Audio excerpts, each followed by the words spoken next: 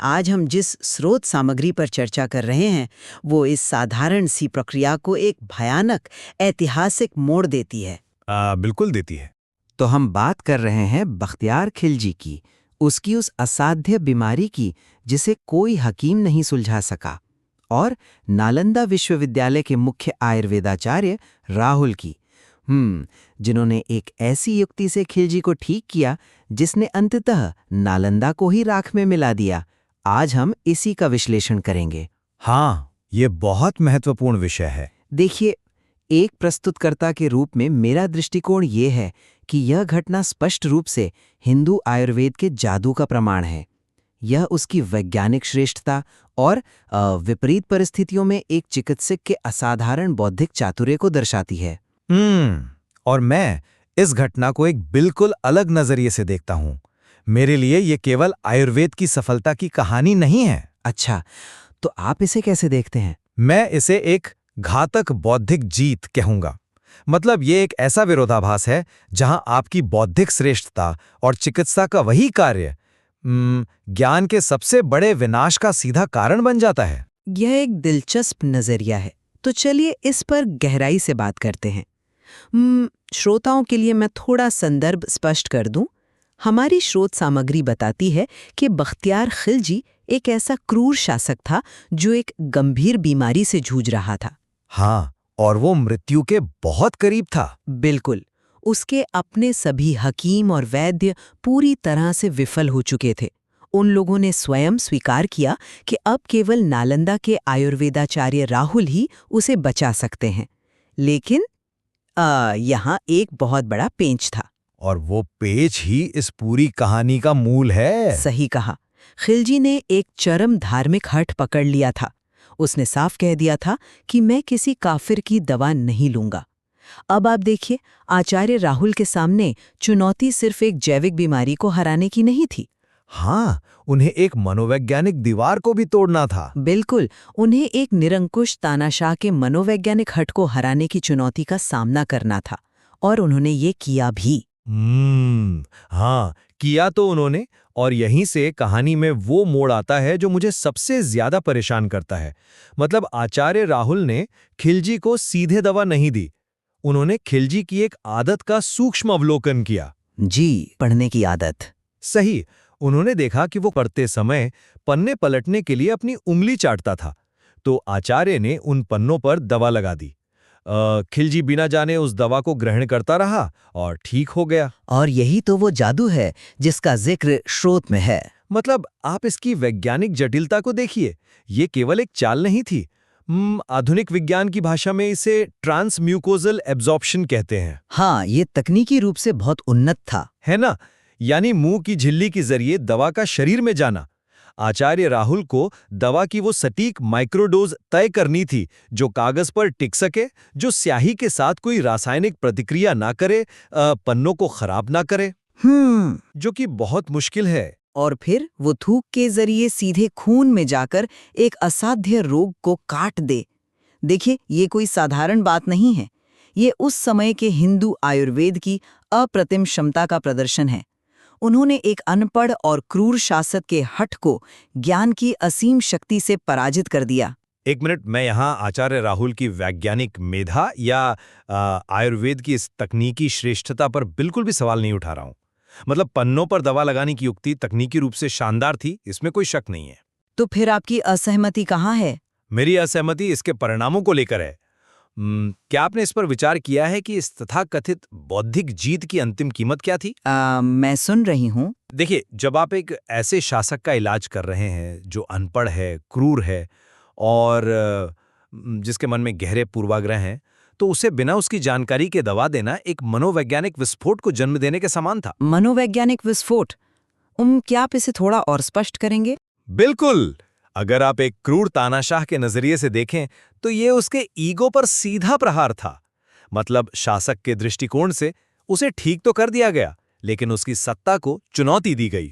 आप कह रहे हैं कि उसे नीचा दिखाया गया? हाँ, उसका धर्म और उसका अहंकार, इन सबको एक ही झटके में एक वैद्य ने चकनाचूर कर दिया। ये एक ट्रोजन हॉर्स की तरह था। दवा ने शरीर को तो बचा लिया, लेकिन शासक के दिमाग में ये संदेश गया कि उसे मूर्ख बनाया गया है। मैं समझती हूँ कि आप ये क्यों कह रहे हैं। उसकी सीमाओं को भेदा गया है। जब उस अनपढ़ बख्तियार को ये मालूम हुआ तो उसका क्रोधित होना कोई रहस्य नहीं था। ये एक स्वाभाविक हिंसक प्रतिक्रिया थी। एक क्रूर शासक के अहंकार को इस तरह से चुनौती देना अंततः उसी नालंदा विद्यापीठ के विनाश का कारण बना। मैं आपको यहाँ थोड़ा रोकना चाहूंगी। आप जिस चीज को अहंकार को चुनौती देना या ट्रोजन हॉर्स कह रहे हैं, मैं उसे एक वैद्य का विशुद्ध इनोवेशन मानती हूँ। इनोवेशन? लेकिन किस कीमत पर? देखिए, चिकित्सा विज्ञान का मूल उद्देश्य जीवन बचाना है। जब सामने वाला व्यक्ति अपने ही अज्ञान और पूर्वाग्रह के कारण अपना जीवन खोने के कगार पर हो, तो एक चिकित्सक क्या करेगा? आचार्य राहुल का कृत्य कोई राजनीतिक साजिश नहीं था। राजनीतिक साजिश नहीं थी, लेकिन इसके परिणाम पूरी तरह से राजनीतिक और विनाशकारी थे। लेकिन क्या हम इसे ऐसे नहीं देख सकते कि आचार्य राहुल ने एक फिल्टर की तरह काम किया? ज्ञान ने कट्टरता की दीवार के बीच से अपना रास्ता निकाल लिया। उन्होंने हकीमों और वैद्यों की विफलता के बाद वो कर दिखाया जो असंभव था। इसे किसी प्रकार का छल या शासक को नीचा दिखाने का प्रयास नहीं कहा जा सकता।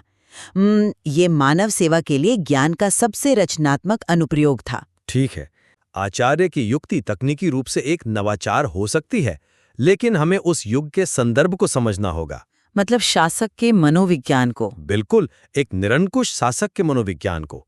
खिलजी के लिए ये उसकी धार्मिक और व्यक्तिगत सीमाओं का एक बहुत बड़ा उल्लंघन था। उसने स्पष्ट रूप से एक शर्त रखी थी कि वो काफिर की दवा नहीं लेगा। हाँ, जब उसे पता चला कि उस शर्त को एक युक्ति के माध्यम से तोड़ा गया है, तो उसके नजरिए से ये ज्ञान का अनुप्रयोग नहीं था, ये एक बहुत बड़ा धोखा था। और इसी भावना ने उस बाढ़ को जन्म दिया जिसने नालंदा को डुबो दिया। एक मिनट, मैं यहाँ इस बात पर कड़ी आपत्ति जताना चाहूंगी। श्रोता शायद यहाँ सोच रहे होंगे कि अगर खिलजी इतना ही क्रूर था तो गलती आचार्य की कैसे हो गई। मैं आचार्य को गलत नहीं ठहरा रहा, लेकिन आप जो कह रहे हैं, क्या वो एक तरह का विक्टिम ब्लेमिंग नहीं है? मतलब पीड़ित को ही दोषी ठहराना। आप कह रहे हैं कि दवा देने का तरीका ही उस क्रोध का कारण बना, लेकिन स्रोत सामग्री को ध्यान से देखिए। मैंने स्रोत को देखा है और वो बहुत स्पष्ट है। स्रोत स्पष्ट रूप से कहता है कि वो अनपढ़ बख्तियार था और क्रूर था। नालंदा के जलने का सीधा कारण आचार्य राहुल की चिकित्सा नहीं थी। इसका मूल कारण खिलजी का अज्ञान और उसकी अंतर्निहित क्रूरता थी। देखिए, मैं खिलजी की क्रूरता को कतई उचित नहीं ठहरा रहा हूं। वो एक अत्याचारी था, ये एक स्थापित ऐतिहासिक सत्य है। लेकिन हम यहाँ कॉज एंड इफेक्ट यानी कारण और प्रभाव की बात कर रहे हैं। लेकिन अगर आचार्य राहुल उसका इलाज नहीं करते और उसे उसके हाल पर मरने के लिए छोड़ देते, तब भी क्या गारंटी थी कि उसके सिपहसालार नालंदा पर हमला नहीं करते? ये एक अनुमान है। हम आयुर्वेद की इस महान सफलता और आचार्य राहुल के आउट ऑफ द बॉक्स सोचने की क्षमता को एक क्रूर तानाशाह के कृत्य से क्यों मापें? खिलजी की क्रूरता को बस एक बहाना चाहिए था और उसे वो मिल गया। मैं आपकी बात समझता हूं, लेकिन यहां आप एक बहुत बड़ी चीज मिस कर रही हैं। आप इसे बहाना कह रही हैं, लेकिन स्रोत सामग्री के शब्द बहुत स्पष्ट हैं। क्या शब्द हैं? उसमें लिखा है, जब अनपढ़ बख्तियार को मालूम हुआ कि पुस्तक के पन्नों को आयुर्वेदाचार्य राहुल जी ने दवा लगाई थी, तो क्रोधित हो गया और अनपढ़ बख्तियार ने नालंदा विद्यापीठ को जलाया। ये वाक्य एक दूसरे से सीधे जुड़े हुए हैं। तो आप मानते हैं कि दवा ही वो ट्रिगर थी? बिल्कुल, बिना किसी संदेह के। क्रोध का तात्कालिक कारण साम्राज्य विस्तार की कोई नीति या लूटपाट की सामान्य इच्छा नहीं थी। क्रोध का तात्कालिक और सीधा कारण यह ज्ञान था कि उसे उसी व्यक्ति ने युक्ति से हरा दिया है जिसे वो काफिर समझता था। ये कठोर मूल्यांकन है। खुद विडंबना है कि जिस ज्ञान ने शासक के शरीर को जीवनदान दिया, उसी शासक ने उस ज्ञान के स्रोत को राख में मिला दिया। हमें यह स्वीकार करना होगा। क्या स्वीकार करना होगा? कि ज्ञान जब सत्ता की क्रूरता से बिना किसी सुरक्षा तंत्र के टकराता है, तो वो बहुत भेद्य, बहुत वल्नरेबल होता है। मुझे लगता है कि हम यहाँ विनाश के पैमाने को देखकर मूल उपलब्धि को नजरअंदाज कर रहे हैं। आप उस जादू को कम करके नहीं आंक सकते जिसका उल्लेख स्रोत में स्पष्ट रूप से किया गया है। मैं जादू को कम नहीं आंक रहा। स्रोत कहता है, ये था हमारे हिंदू आयुर्वेद का जादू। ये शब्द सिर्फ कोई भावुक अभिव्यक्ति नहीं है, ये एक ऐतिहासिक उपलब्धि की स्वीकृति है। आप कह रहे हैं कि चिकित्सा ने विनाश को आमंत्रित किया, हाँ, मेरा यही तर्क है। लेकिन मैं कहती हूँ कि इस घटना ने हमेशा के लिए यह स्थापित कर दिया कि तलवार और सत्ता की ताकत के सामने भी बुद्धि और आयुर्वेद की शक्ति कहीं अधिक श्रेष्ठ थी। लेकिन श्रेष्ठता किस मायने में? मतलब अगर वो श्रेष्ठता खुद को बचा नहीं सकती तो उसका क्या अर्थ है? श्रेष्ठता इस मायने में कि खिलजी भले ही शारीरिक रूप से ठीक हो गया हो, लेकिन बौद्धिक और मनोवैज्ञानिक स्तर पर वो आचार्य राहुल से पूरी तरह हार गया था। उसकी अज्ञानता हार गई थी। एक मिनट। और रही बात विनाश की, तो जरा उस पैमाने पर गौर कीजिए जिसके बारे में हमारा स्रोत बात करता है। 90 लाख पुस्तकें जो 6 माह तक जलती रहीं। और यही मेरे तर्क का सबसे मजबूत आधार है। नहीं, मुझे अपनी बात पूरी करने दीजिए। 6 महीने, जरा उस दृश्य की कल्पना कीजिए। वो धुआं, वो आग सिर्फ एक विनाश का प्रतीक नहीं था। तो वो क्या था? वो इस बात का उद्घोष था कि हिंदू आयुर्वेद और भारतीय ज्ञान परंपरा ने कितनी विशालता प्राप्त कर ली थी। सोचिए, एक ऐसा संस्थान जहां 90 लाख पांडुलिपियां हों, उसे नष्ट करने में भी महीनों लग गए। हाँ, ये एक विशाल संख्या है। वो 90 लाख पुस्तकें कोई साधारण कागज नहीं थीं।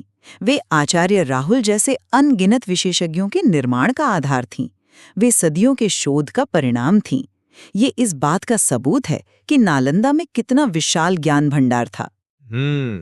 यह एक बहुत ही शक्तिशाली और काव्यात्मक विचार है।